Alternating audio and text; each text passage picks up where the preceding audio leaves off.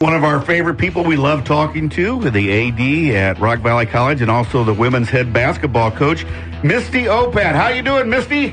I'm doing great. Good morning, fellas. How are you? Good. Hey, you're getting those kids up at 7:30 to do a shoot-around, man. They must really love you over there at Rock Valley. I'm sure that's probably not the words they would use, but, yeah, we have to get on the bus here and head to Kankakee for a game at 1 o'clock. So it's one of those times you have an early morning and, teaches your kids a little bit of character there. It's been kind of a tough week for you, besides being the head basketball coach and worrying about shoot-arounds and practice and things like that. It was announced that you were going to have to drop 2 sports there. Maybe you can tell us about the situation and how that's all happened. And I know it's no fun for you to have to even think about something like that.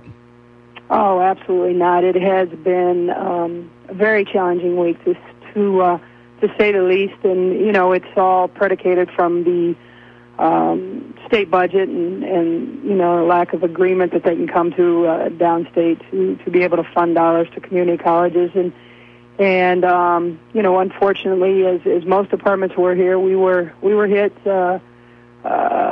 with golf and men's tennis and women's tennis, and we also lost our administrative assistant. So it's a tough time of year. We got finals coming up. It's holiday time, and it's a lot, this time of year, but, something that certainly, they felt was a must to be able to keep our doors open.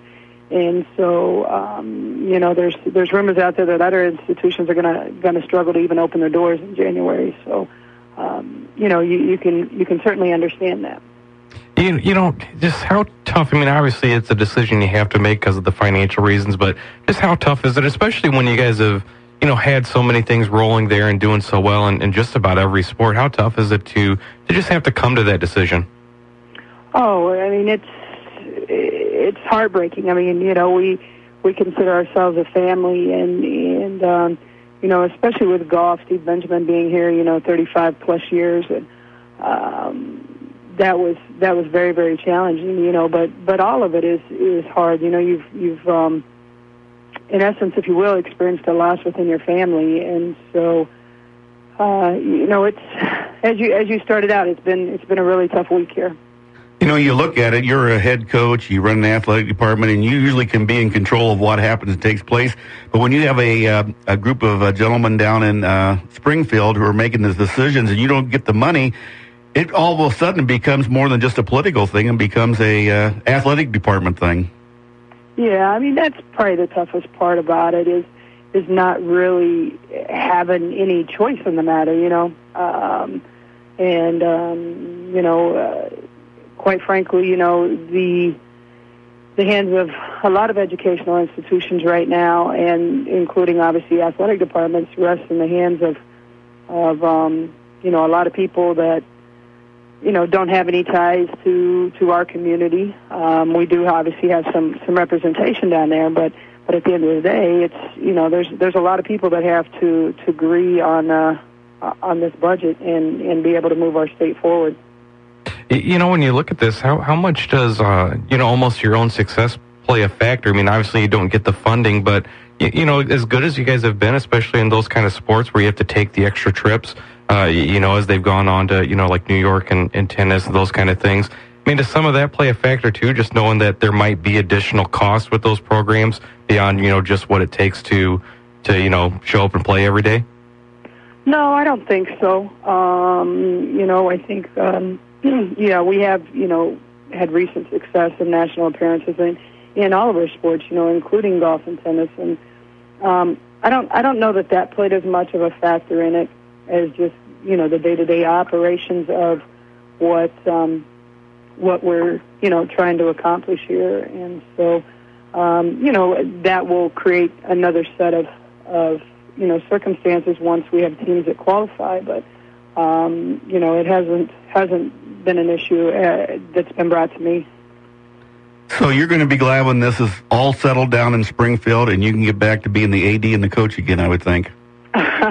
I would love for the gentleman in Springfield to come for some agreement, and for not only our institution but wide, and I think it doesn't bode well, obviously, for us right now. But, you know, we're going to stay positive and do what we can do and you know, try to keep the ship floating forward.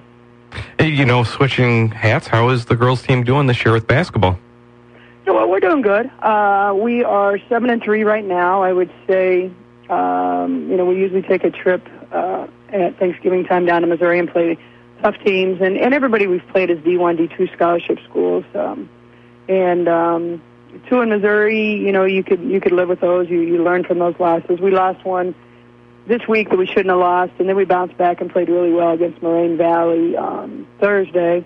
And we played today at Kankakee, and tomorrow we were at home against Mid-Michigan. So Mid-Michigan will be our first D3 competition, and they got a great program, and so we'll kind of see where we stand against the best in this area. In that game against Moraine, a local young lady kind of stood out and starting to take some leadership, Breanna Davis over from Auburn, and that's what you were looking for out of her, wasn't it?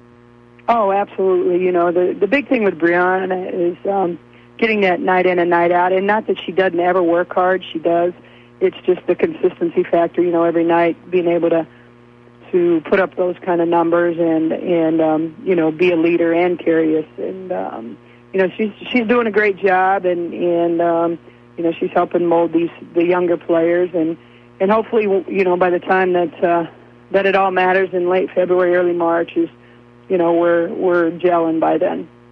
How tough is recruiting to keep that success at a 2-year institution? You know, if you look at a 4-year, you could say, hey, we could stash a player for a year to really work on that development. But in your situation, you know, players have to come in and almost kind of play right away and help out. You know, how tough, how different is that kind of recruiting?